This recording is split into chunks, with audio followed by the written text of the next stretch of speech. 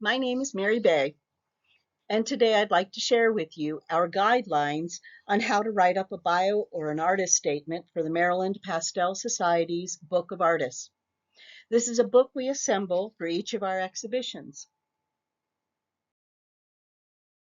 Here's an overview of what I'm going to talk about today. Background: what is the Book of Artists and why is it important? Criteria: what are we looking for from you?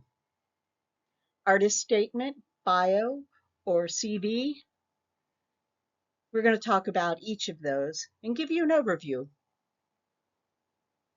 Recommendations: what works best for MPS's Book of Artists? And pointers. We'll have a number of pointers to get you started. And lastly, we'll show you some examples. What is the Book of Artists? Well, for every Maryland Pastel Society exhibition, we assemble a binder with one page on each of the artists in the exhibition. We display it in a prominent location in the gallery, and it gives visitors a chance to learn more about each of the artists in the show.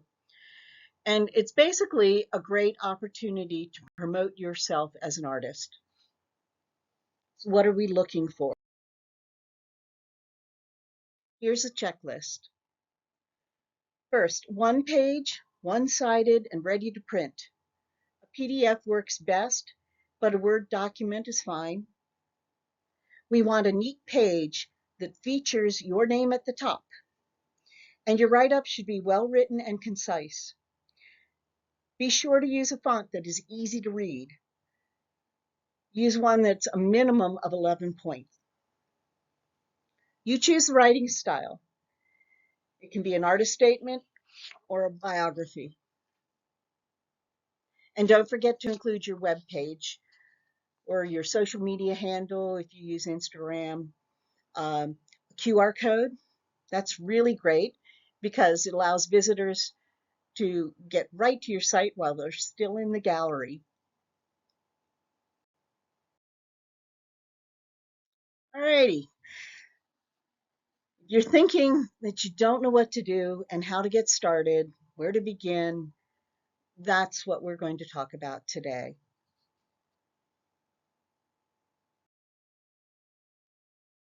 All right, artist statement, bio, or CV. What are these things? And what's the difference?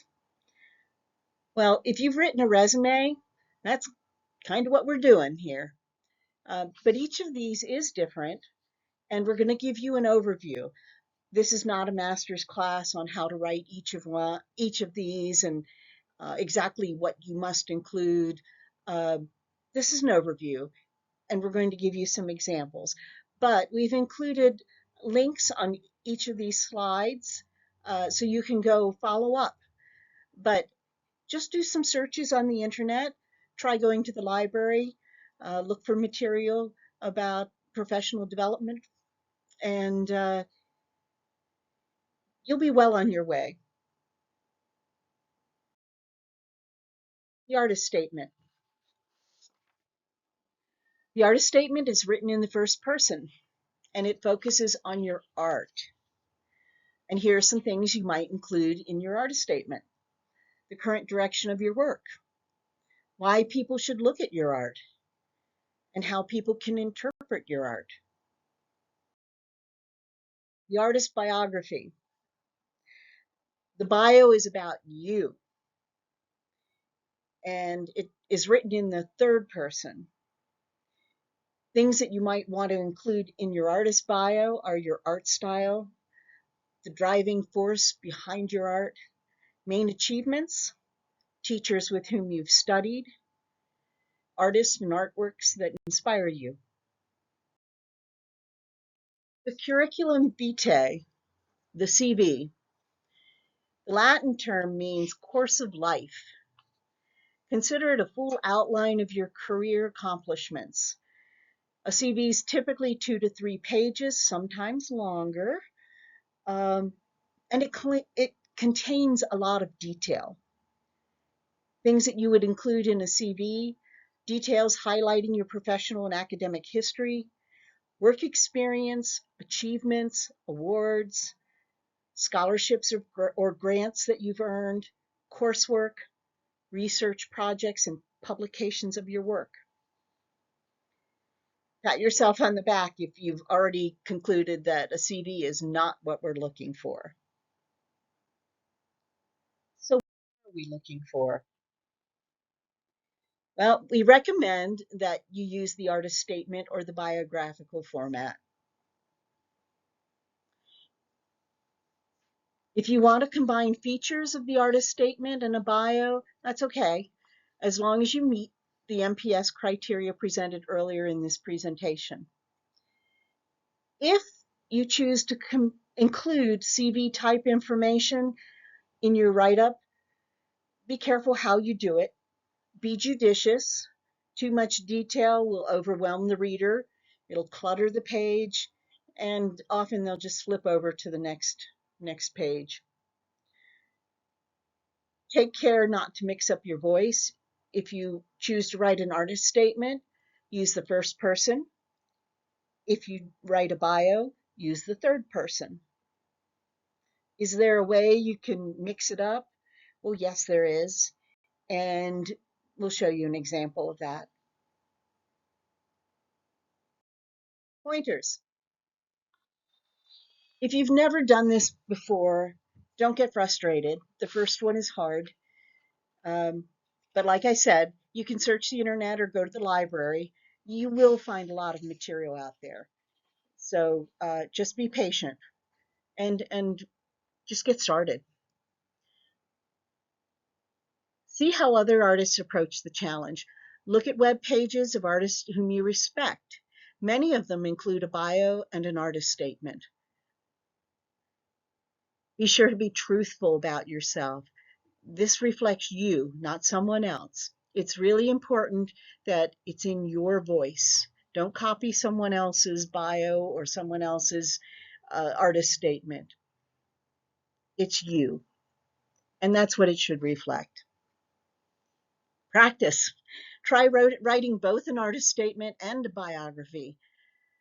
Write more than one. See what works best for you. See what you're most comfortable with, and choose that. Keep it simple. It's okay to have white space. In fact, appearance matters, as we've said. Okay, and don't forget to include your web page or your social media handle, a QR code, uh, whatever it takes to get someone to go look you up to learn more about you. You'll be sending your write-up to the exhibition chair. While the chair may be willing to help you out, please remember that he or she is juggling dozens of tasks and really does not have time to edit or correct your write-up. So be sure to follow directions that are sent to you. Check your spelling and grammar before you send your write-up. Have someone proofread for you. Also, send it in on time. You'll be given a deadline. Don't send it in afterwards. Don't decide to bring it to the gallery when you deliver your artwork. Meet the deadline. Remember that the chairperson has to print, assemble, and deliver the book to the gallery before the show opens. Also, the gallery manager likes to look at these in advance before the show is open. Gives them insight into the artist, and that's really handy to give them some perspective when they're hanging the show. Lastly, if you're a member of the Maryland Pastel Society, keep a copy of your artist statement or your bio or both in your member profile on the MPS webpage. Yes, you have to log in, and yes, you're thinking, I've forgotten my password. That's okay. You have instructions that were mailed to you at one point, and if you've lost those, just go to the members resources page on our website, and you'll find instructions on how to navigate that so you can log in and get to your member profile. Anyway, upload your write-up to your member profile. That way you always have it on file, and you can find it whenever you need it. You don't have to worry about, oh, I have no idea where it is on my computer, what folder did I put it in, etc. Okay, that'll help you out.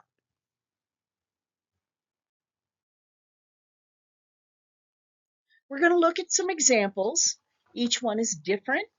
They have different styles, different formats, but they all meet the MPS criteria. Use these for inspiration, but don't copy them. Use your own voice. Alrighty. First impression, I know you're going to say, these are too small. I can't read. Why are you showing me something so tiny? Well, what I want you to do is something you've already done every time you go to a gallery. You walk in, you look at that far wall. What's your first impression? What stands out to you? I want you to look at these. Don't read the text. Just first impression. There's a lot of white space. You see the name of the artist at the top. You can see there's information, the web page or a QR code. Okay? They're visually pleasing. Even though the one on the right has a lot of detail, that text and all that black and white space is well balanced. It's attractive. Now, let's examine the one on the left.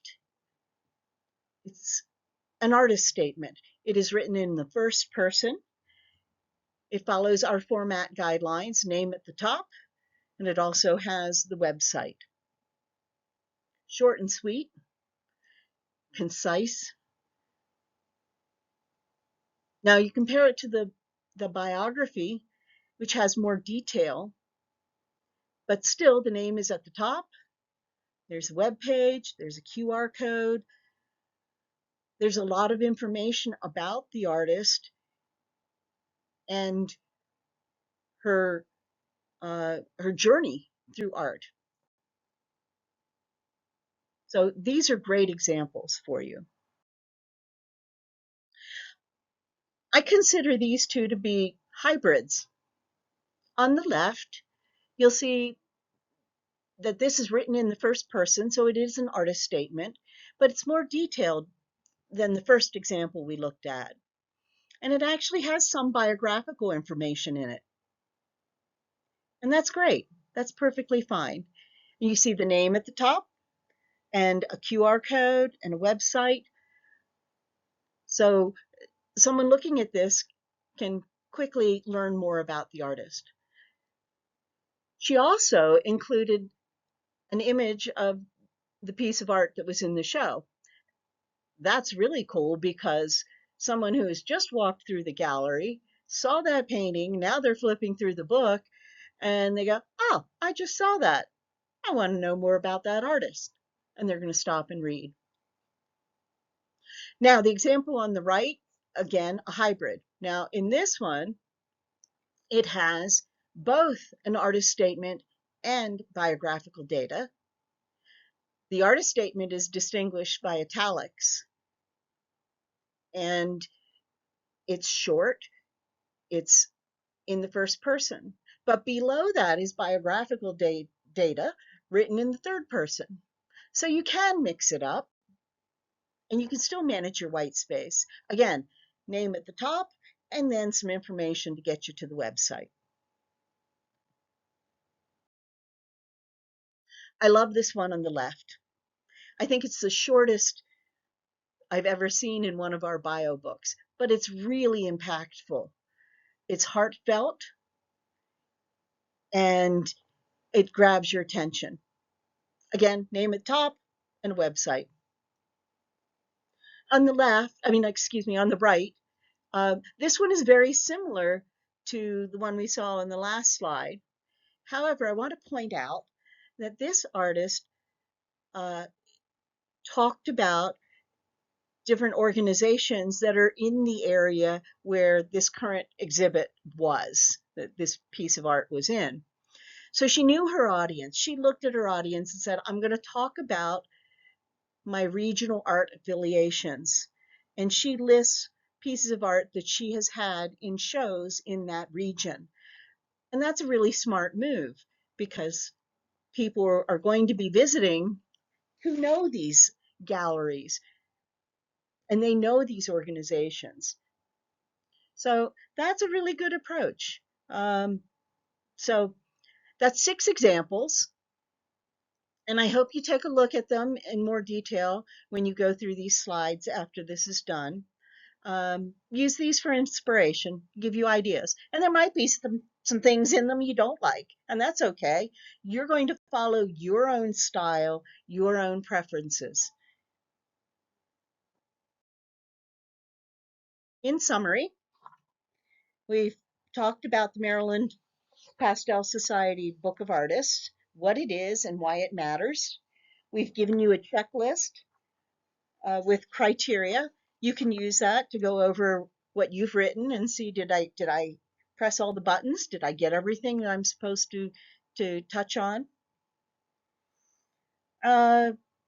We've also given you some examples that you can use to help get you started.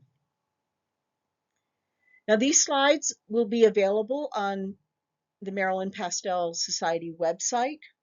Just go to marylandpastelsociety.org, or you can go to marylandpastelsociety.com. It takes you to the same page, and then go to the members resources page. Scroll down until you see how to write an artist bio / statement for MPS. Click on that and you have access to the slides. Thank you for joining us, and happy painting.